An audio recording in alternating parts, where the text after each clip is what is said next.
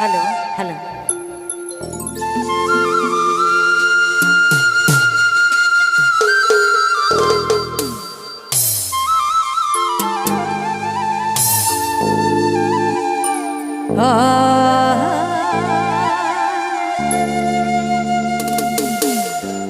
बहुत बेस ऐसा मेला भर गेलक, आशा भी नहीं लाग रहे कि इतना जोर शोर से भर जाए, लेकिन देख के खुश लग गेलक।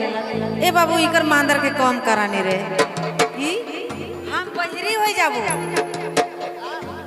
इकर ने कहो ना कि इके ना दे भाई, अपने इकर हाथ ने बाजेला मांदर।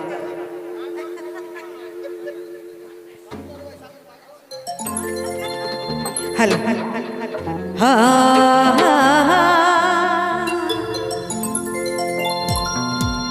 ले ऐसा धूप से कथे और धीरे धीरे मन उदास होते आवत है। मौसम कर जरिए सबकर मन उदास उदास लागत है और ऐसा दिन पहुंचत है। अब नचके है फागुन रे दिया।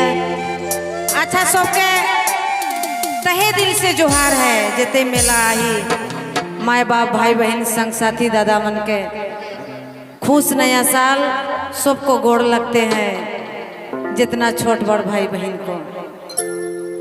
हे रे दिया